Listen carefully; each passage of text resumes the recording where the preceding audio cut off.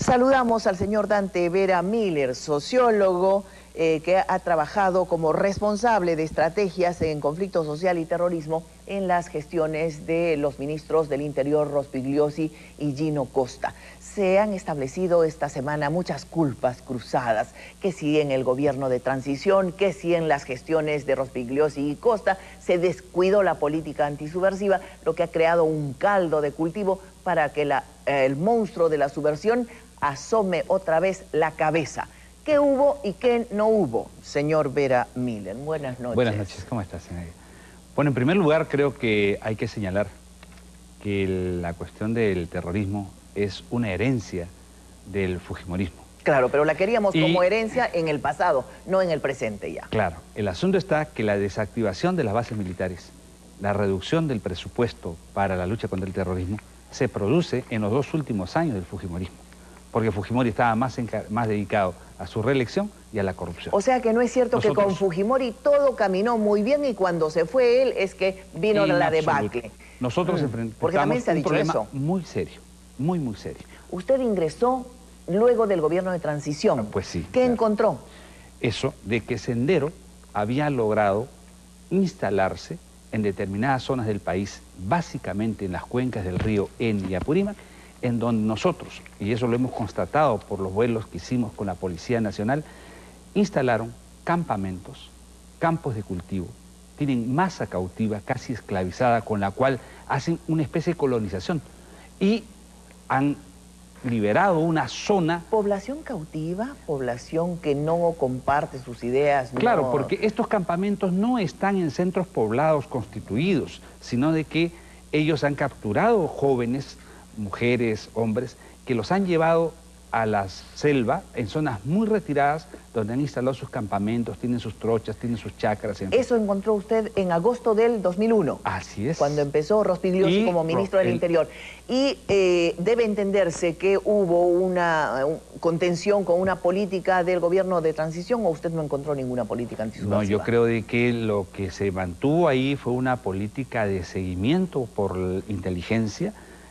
Nosotros recibimos un informe sobre cuál era la situación de Sendero y lo constatamos. Un informe de inteligencia porque también se ha dicho pues que se ha desmantelado inteligencia, sí, y que hoy no existe nada. Pero sobre todo en la Policía Nacional, que capturó a Abimael Guzmán, hay profesionales que conocen muy bien el tema y ellos conocían de esta situación y ya con una labor y un liderazgo, sobre todo los ministros, se pudo profundizar las investigaciones y se determinó la ubicación exacta de los campamentos que actúan como retaguardia o como madriguera, si se quiere decir. Bueno, ¿qué más forma parte del diagnóstico de la situacional de lo que ustedes encontraron? Bueno, en segundo lugar, y creo que este es el aporte de la estrategia que se aprobó en octubre en el Consejo de Ministros, en octubre del 2001 en el Consejo de Ministros con el presidente Toledo, cuál es que esas zonas son zonas en donde existe un vacío de presencia del Estado.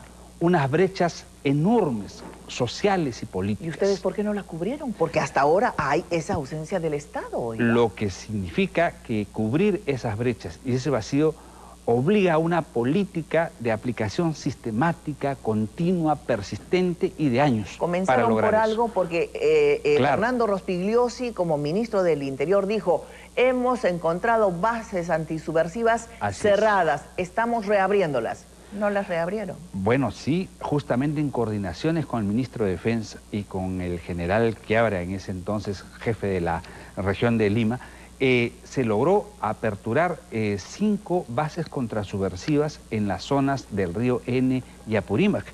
Pero lo más importante es que nosotros aportamos en el diagnóstico una situación bien clara y es la que yo quiero expresar con mucha claridad. El destino del Perú se juega en la suerte que puedan ocurrir en lo que nosotros hemos llamado los 57 distritos perfectamente ubicados e identificados. En 25 provincias. En 25 provincias del Perú. Donde hay terrorismo. Donde se juegan 4 elementos, que podrían decir son los 4 jinetes del apocalipsis. Hay sendero, hay narcotráfico, hay cultivo de coca y hay extrema pobreza. Y en esos sitios no está el Estado. En esos sitios no están los partidos políticos. En esos sitios las comunidades ayánicas son realmente, totalmente abandonadas. Y entonces lo que nosotros comenzamos a diseñar es una política que requería de años, de tiempo, de persistencia. Pero había que comenzar. Por supuesto, y lo hicimos. Coordinamos con Foncodes, coordinamos con el Ministerio de Educación, coordinamos con el Ministerio de la Mujer para desarrollar acciones concentradas del Estado en esas zonas y coordinamos con las mesas de lucha contra la pobreza para que la sociedad civil también participara en esas zonas. No ha pasado nada. Pero ya le digo, lo que exigía era recursos, era persistencia, era gestión. Ustedes era han llegado dedicación. hasta el diagnóstico, inclusive con la gestión de Gino Costa. Pero no solamente eso, sino que además del diagnóstico... primeras acciones. La primera acción fue nombrar a los comisionados para la paz y el desarrollo. ¿Los lograron nombrar? 3 autoridades, que eran Wilmer Aranzamendi en Ayacucho, Demetrio Manchi en el Guayaga y el doctor Mauri en Satipo. Ya no están. Lo que me temo es que están, pero no con el debido peso e importancia que nosotros le dimos. Porque ellos lo que hacían era coordinar con el prefecto, con el presidente CETAR, con los responsables del ejército, la policía, los comités de autodefensa, para estar al tanto de los acontecimientos y para que las acciones que se llegaron a realizar durante el año 2002, que fueron 8 operaciones policiales que se llamaron Operaciones Tormenta, sobre esos campamentos que estaban ahí, se hicieran sobre una base de información que la proporcionaban las coordinaciones que hacían los comisionados para la paz y el desarrollo. ¿Qué pasó con estos señores? Bueno, ahí están. Habría que ver, preguntarle a las autoridades actuales del ministerio qué es lo que están haciendo los señores. ¿Con el nuevo ministro se desactivó todo esto? Yo creo que lo que ha habido es una descontinuidad en las políticas y en la estrategia que nosotros definimos. Yo tengo un informe que dice, un documento que dice, lamentablemente el nuevo ministro del Interior no valoró en su verdadera dimensión el rol de los comisionados, desarticulándose el liderazgo civil y dando pie una vez más al error de considerar que solo en el estado de emergencia y bajo la responsabilidad de las Fuerzas Armadas se puede enfrentar el terrorismo y el narcotráfico. Más claro el agua, y es un documento del Ministerio del Interior.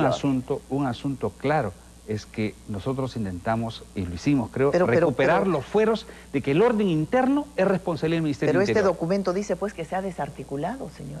Efectivamente, seguramente tendrá su razón por la cual lo dicen, los argumentos por los cuales lo dicen. Nosotros lo que hicimos es que el argumento más fácil es que los civiles se limpien las manos y digan el problema del terrorismo es asunto de policías y de militares. Y nosotros dijimos, no es así, señores. Necesitamos un liderazgo civil, necesitamos un análisis político integral sobre el asunto, definir la estrategia y realizar acciones. Y las realizamos. Ya le digo, con estos comisionados hubieron reuniones con las comunidades nativas ayánicas y nos permitieron liberar personas que estaban cautivas y son los que han proporcionado mucho mayor información para conocer el movimiento Sendero. Ahora, le advierto que a pesar de todos estos conocimientos, el problema es tan complejo y tan difícil que obliga a una acción persistente, continua y de años. Sí, pues, y este documento que tengo a la mano también dice respecto de Sendero Luminoso, la voluntad política y el liderazgo civil en la lucha contra el terrorismo y las operaciones policiales desarrolladas fueron un factor decisivo para mantener a raya las fuerzas senderistas. Hoy no se percibe esa voluntad de liderazgo y sobre todo claridad de ideas en las nuevas autoridades del Mininter, con las consecuencias ya conocidas en los frentes de lucha contra el terrorismo y el narcotráfico. Creo que ese es uno de los logros que tuvimos durante nuestra gestión. No bajamos la guardia, a pesar que no teníamos los recursos suficientes, a pesar que no teníamos los aparatos e instrumentos suficientes, pero con el esfuerzo de los jefes policiales, el liderazgo civil, se logró, a mi entender, a pesar del coche bomba y otras acciones, mantenerlos a raya. Eso sí es. ¿Y en estos 4 meses del ministro Sanabria es que descubrieron que podían sacar la cabeza? No, sino de que este es, como le digo, un asunto que viene desde atrás. Y si uno los deja por un momentito, ellos inmediatamente saben lo que tienen que hacer. Muchas gracias por estar aquí con nosotros, gracias. Señor Vera Miller. Vamos a invitarlo, hemos invitado de hecho al ministro Sanabria, solamente que no acepta nuestras entrevistas. Es más, en los últimos días desde el Ministerio del Interior se nos ha indicado que todo lo concerniente a su versión se gestiona con el Ministerio de Defensa, lo cual me hace decir que el ministro Sanabria, el ministro del Interior, ha abdicado de su función.